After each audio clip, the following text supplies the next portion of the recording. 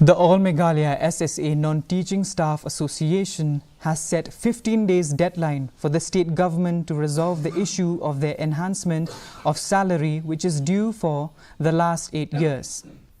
Upon failure, the organization has threatened to go for an agitation. Jennifer Sinram, the president of the association, said that despite repeated reminders and meetings with the government officials, the matter is yet to be resolved.